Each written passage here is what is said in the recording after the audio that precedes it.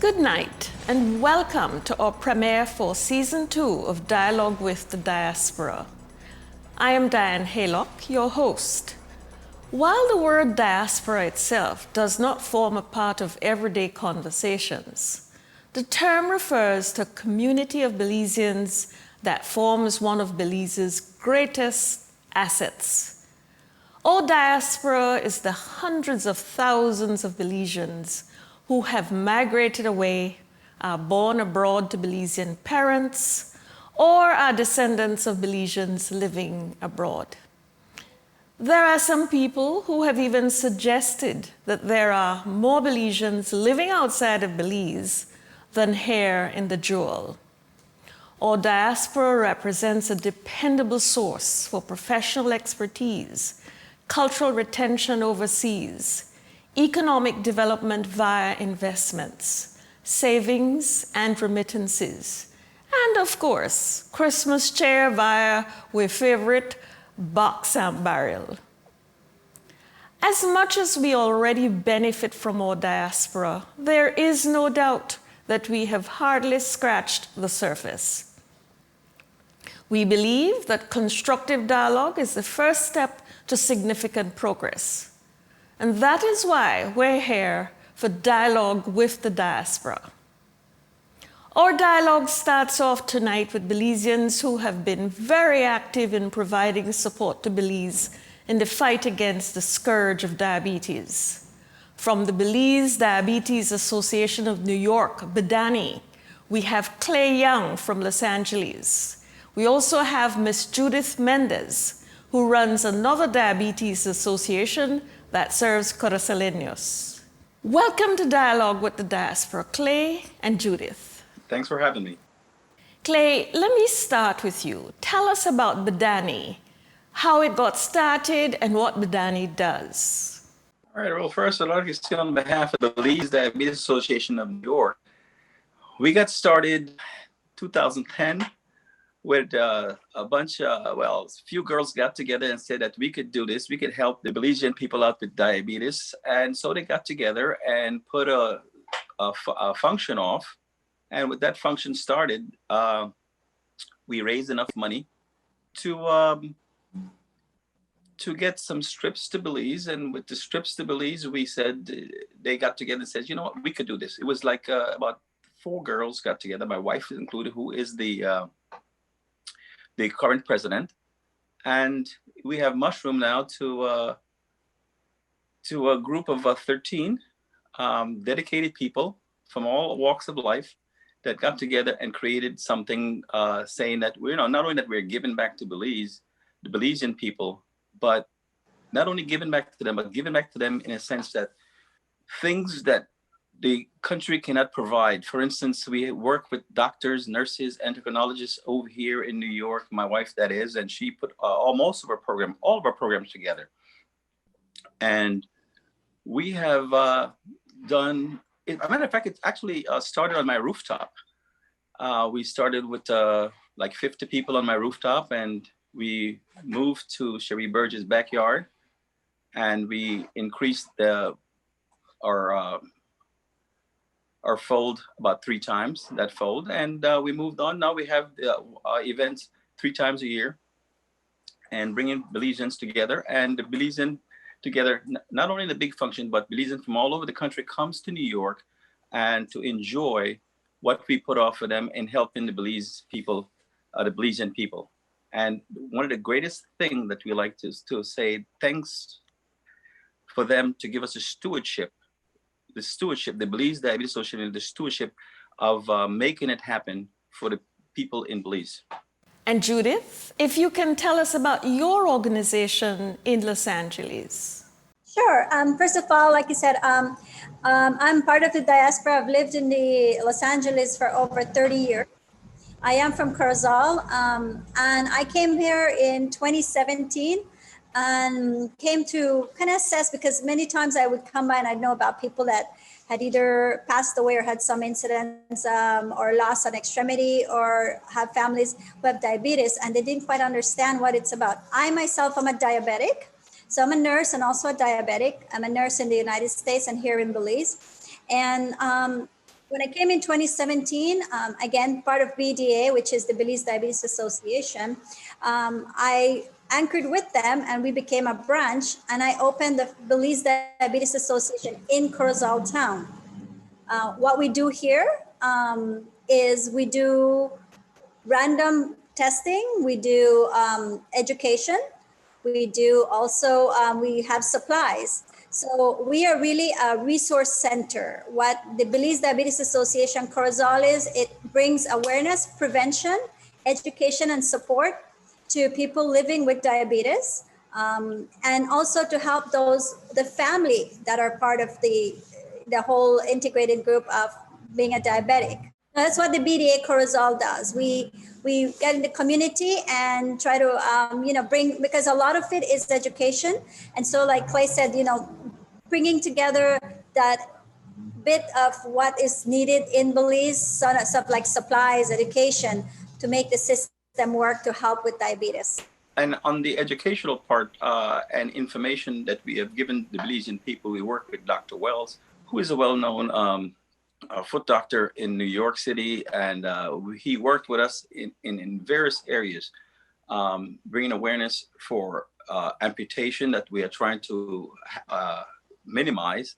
And we worked with, like I said, a broad section of people bringing awareness and the education to Belize. And we have been all over the country. I said from north to south, I could say that with conviction, and east to west. And we have, I would say, almost over 3,000 plus people we have taken care of in Belize. When it comes to Dr. Wells, as well as our outreach program, we also have diabetes educator we take to Belize pretty much every one of our visits within the past 10 years, except for COVID 2020. Yeah, Judith, do we have any idea of the number of Belizeans who actually have diabetes? Well, in terms of people with diabetes, this is from the 2019 statistics from the International Diabetes Federation, which is in Belgium, that does it's a combination of 170 countries or more that do research and study on diabetes. For Belize itself, the statistics in 2019 showed that there were 34,000 people living with diabetes. We also have the highest prevalence of diabetes in North America and the Caribbean region. How do you raise funds for the initiatives? We have a big event in December. We have the ball, which we work with, I would say, over almost 300 people. And we also have something for the springtime. That's where we have something behind Mr. Burgess, Neville Burgess' yard, one of our members' yard. And we do that. Then we also have trips that we do for Atlantic City. And then we have a spring fling where the spring is breaking. So we maybe have a boat ride or something that we'll have to raise funds. And I would just like to say thanks to the kind of help the diaspora and make sure whatever the countries speak of diaspora came to fruition. I must say the previous administration in Washington, D.C. kind of coordinate and work with Belize Diabetes Association, even when we get to Belize City, and to move around Belize City and to understand and to the logistics of moving the BDA and let us bring us to the people, and nothing like the smile that the people gives on their faces when they see us and they know that we're coming. They said, "You did not forget us." In my case, actually, I funded the beginning of the organization, and I still do. My fundraising, which, by the way, I got to say, BDNY was one of our first sponsors that helped us. We have a projector for it. We used it. They really helped us out.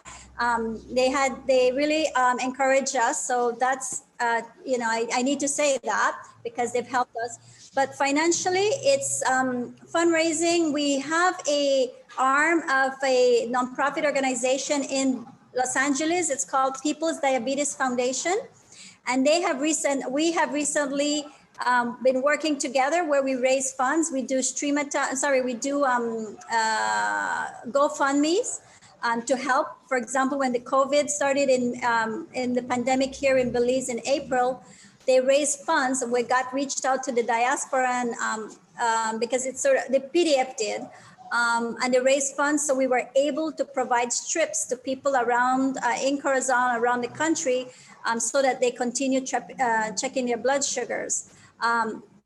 Recently, and my biggest fundraising here in Belize is the 14th of November, which is World Diabetes Day. Usually I have a walk and we reach out to the community and the businesses. But with the PDF, the nonprofit or the 501c, as they call it in the US, they have been able to help us more financially to keep our doors open. This year, we had a streamathon, our first streamathon, and we reach out globally. So we reach out to the consulates in Belize, in the US, and around the world to reach out and we actually did well with the fundraising, and this is how we keep our doors open and able to help the people to come in and get what their needs are, or help with their education. From the photos I have seen on social media over the years, it seems that Belizeans in New York are very supportive of the Bidani events. What has contributed to this success? Well, I think the people that is the makeup of Bidani is people from all walks of life that are Belizean, that work here, live here, that even that I would say have somebody that have diabetes or know of somebody with diabetes. And we also have people that comes from all over the country for that big ball that I spoke about earlier. And like I said, the people I would say respect, and also I do believe they give us the confidence that the leadership of the Belize Diabetes Association, which consists of Ms. Vanessa Jenkins Young, who is the president, and all members, that whatever they say and set forth what they will be doing, they do. And I think, and 99.9%, not even 0.1%, goes to none of the members. The members, when we go to Belize, we pay for each of our trip. We all work, and some people take off their time off without pay. Some people take off with vacation time. But that's how the Belize Diabetes Association makes it happen for the people of Belize, or our people, I should say. How did the pandemic affect your plans for this year? Our plans with the pandemic, it started in March. We were working on some items to bring another crew. I think that was a Caribbean Diabetes Association from the Caribbean to bring, we were going to take them to Belize. I think that was about 18 to 20 people from different areas in healthcare. So what that did, that slowed us down, like right in the tracks, stop everything. And as you could see what the COVID world that we lived in and we're still experiencing, the backdrop to that is everything ceased. We tried to regroup, but I can assure you, as soon as everything comes back to normal, we will be forging ahead to make sure whatever BDNY puts their mind to, once we get together, I think we have like 2 more meetings to really get this thing together to say, and when Belize is open to accept foreigners, and we don't have to worry, because we're in the process of getting everybody vaccinated, because we will hopefully by that time everyone will be vaccinated, so we go into Belize with 0 problems and hope that the time is right and Belize will be on the precipice of starting to vaccinate its people as well, or I should say our people, because that's the big thing with it's not only the first world or the more like the United States, and we need to get those small communities vaccinated as well, because it will come right back and bite us if they're not vaccinated. So in March, I came to Corozal because we had a group of nurses from Wisconsin that were volunteering their time to. We created a project where we were going to go to all these businesses and do random blood sugar testing. So they were coming to with. It was going to start on March 9th. So we had it all planned. I came to Corozal, and the group decided not to come because of what was happening with COVID. And so we had to scrap that whole plan about doing the random. We had over 40 businesses we would be going to visit and do these tests. So needless to say, I ended up being here with all the changes with COVID and the borders. I'm still here, but which turned out to be really actually a blessing because we have been so busy in the office, doing a lot of education, doing a lot of testing. Obviously, we're taking the precautions, but we have seen more people coming in and being more concerned and caring about diabetes. And one of the things that I really feel good about, we have more men walking in that door every day, wanting to see how they're doing, or how their blood sugars, they get diagnosed. So in a way, COVID has actually made our Belizeans, I talk about my community in Corozal and different districts because they've reached out to us, more concerned about how to take care of themselves, and they are reaching out to us. So I have actually been doing more clinical work here and teaching, and I have a great team, and we have doctors, all the doctors in Corozal, all the labs, all the pharmacies, and all the dentists, all collaborating with us to reach out to our community. So I feel good about that. Have you seen changes in Belizeans regarding diabetes? Do they take this problem seriously enough? I'd like to answer that one because first, because that's the biggest thing I have seen. First of all, the language is changing. When people walk into the office and say, I suffer from diabetes, I say, let's change that language. You live with diabetes. You're not suffering from diabetes. And a lot of also people would come in and said, I've been a diabetic for 20 years. I don't even know what kind of diabetes I have. When people come in now and they're diagnosed or have been coming in the office, I ask them, what type of diabetes you have? So now, and I said, and if you know someone else, so I'm trying to help so that the people can start teaching other people about the different myths that they come up with. I said, no, that's, there's no bad diabetes. All diabetes is diabetes. And like I said, now in just the last year, we have over almost 120 new members in less than 6 months walking into the doors. So for me, and we've also we've had other people from other districts reaching out to us in Corozal because they've heard about the education and assistance. And to me, that's the big difference that I've seen. And in their 30s and 40s, they're coming in the door, they would go to the doctor, or they listen, or they heard somebody say, they said, if you have these symptoms, and they walk into the office and say, I think I might have diabetes. What can I do? And sure enough, so it's been happening. We've had more men walking in. Men are the last ones that want to walk into an office, a doctor's office, right? That is true. Well, yeah. BDN wise, because we carry a large contingent of people when we go to when our yearly function, we have the Dangriga is one of our main hub. That these people up there, they're really on top of their games. They know what it is all about, and they are very, very, very good in all aspects of diabetes.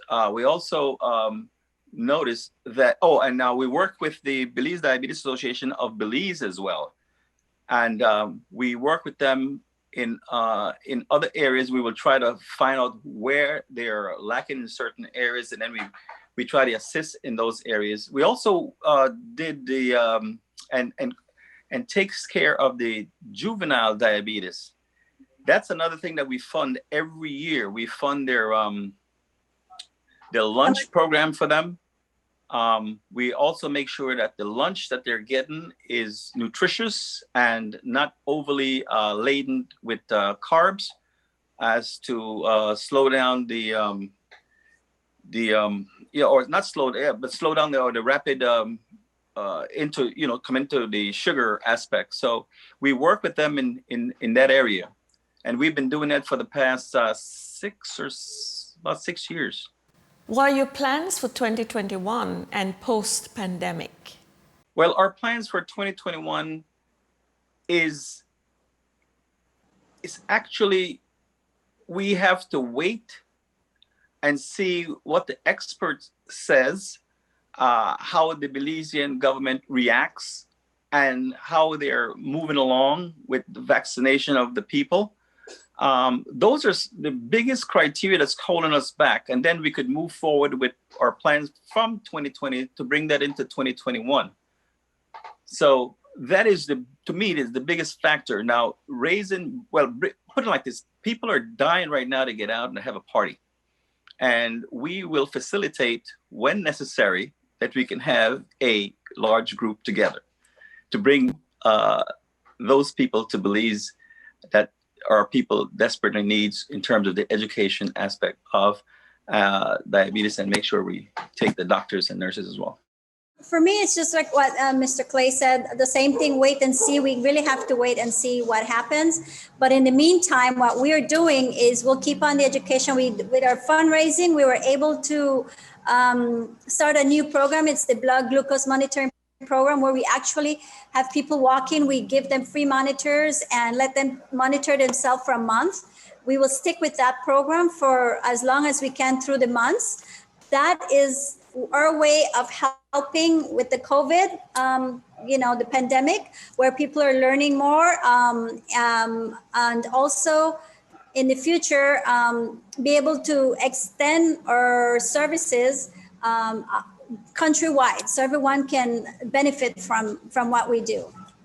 Well, time just went by so quickly, and now we're at the end of this first segment.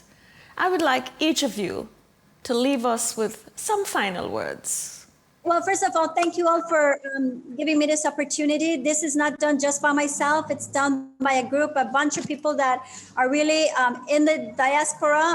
Like I said, the People's Diabetes Foundation and all the people that support us over there. Like I said, the Streamathon was a good example of global assistance. I reached out to all the countries and consulates around the world for them to partake, so that people can see it's a global picture. It's not just a Belize diabetes problem. It's a global work. And with COVID, has brought that picture closer for us to care about what's going on globally. So my message would be, let's just keep on doing our best we can with the people. And, we do it because we love what we do. We don't have any other purpose behind it. On behalf of the Belize Diabetes Association of New York, I'd like to thank them for giving me the opportunity to let people know out there what we do here in New York and how everything comes together. And also a big shout out to all the members of the Belize Diabetes Association. They work very hard to make it happen. My wife, Vanessa Jenkins Young, who was the former Queen of the Bay back in 1979. She is awesome. She's saying shh right now, but I'm going to say it anyway. And, but thank you all. And also thanks to the consulate, the new form that we have here now.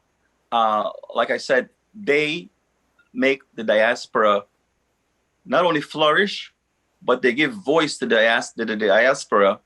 And we out here does not wear it on our sleeves and talk and talk and talk. We get on the ground, our boots is on the ground, and we make it happen. And Judith do a very good job up there in the north. We wish that there would be more, because we start off just like you doing your program with the finger sticks and all those stuff that you're doing now. But we're taking it to a different level. And I say thank you all very much for having us. And I'd like to give a little shout out. Thank you, Arlette. And thank you again, Mrs. Wallace. And thank you, ma'am, for having us. Thank you very much, Clay and Judith, for joining us. And thanks for all you are doing for those in Belize afflicted with diabetes. Keep up the good work. Well, thank you. Viewers, we will take our first break now, but We'll be right back.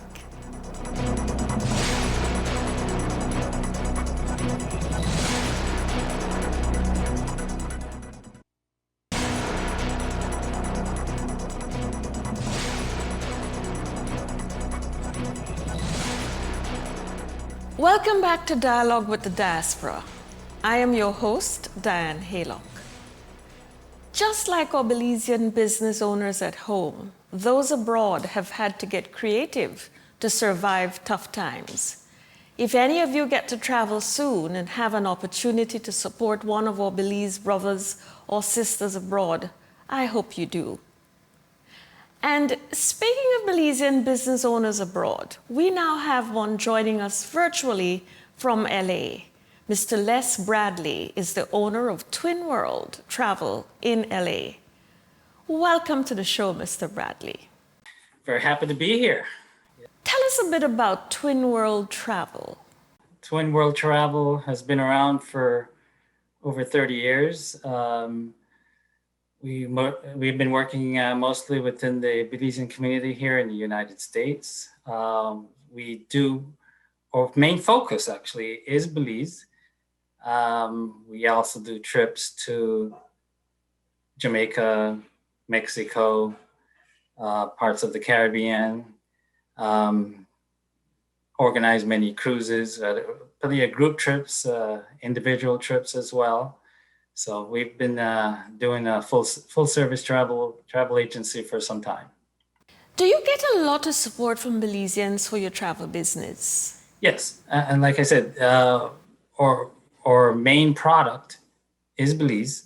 So it's mostly Belizeans coming from parts of the United States, New York, LA, Florida, all over the US to Belize mainly. And certainly we arrange trips to different parts of Mexico and Jamaica and other countries, as I mentioned. Do you offer a package to Belizeans which include more than just the flight, perhaps tours around Belize? Absolutely, tours and accommodations, absolutely. For a lot of Belizeans, yes, they're looking for the full service. So they're looking for a place to stay and tour arrangements. How is travel now? Has it picked up? Just like general travel, we're down probably about 75 or 80% of the business. That's whether it's going to Belize or other parts. So yes, 75, 80% down. What happened to persons who had already booked flights? Well, one of the first things we did, as you know, Easter is a big season in Belize. We had a lot of bookings for Easter 2020. Most of those folks, thankfully, decided to postpone instead of cancel their trips. So a lot of them, as Belize opened up in October, a lot of them started to travel later on in the year last year and have new trips planned for this year. And, because we've been here for a long time, we just have to figure a way to weather the storm, because there's going to be another side, and travel is going to become live again. And Belize, definitely the wonderful paradise that it is, it's never going to change. So people are going to be coming again to Belize and other parts, but right now, focus is, like I said, our number one thing is Belize.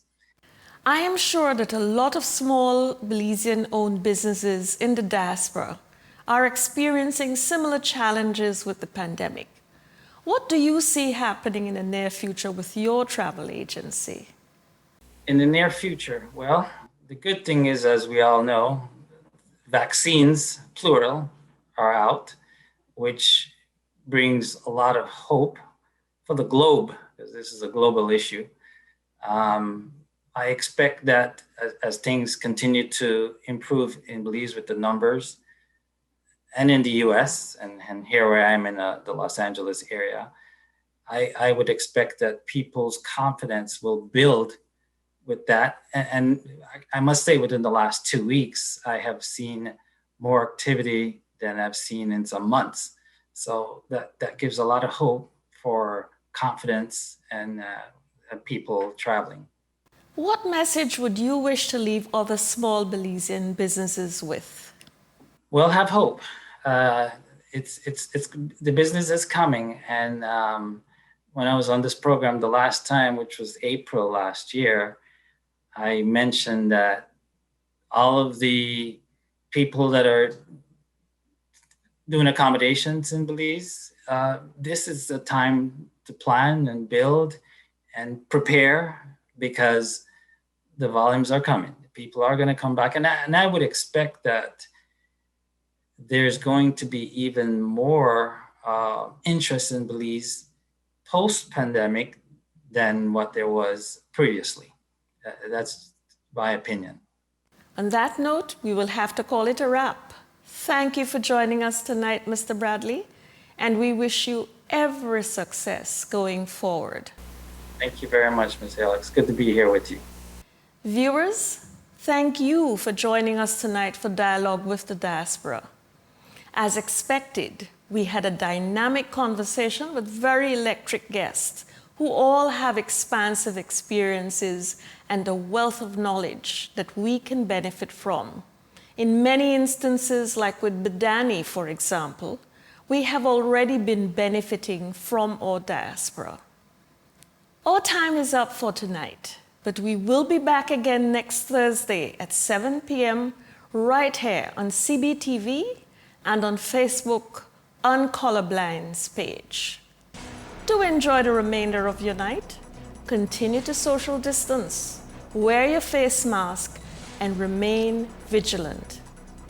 Good night and take care.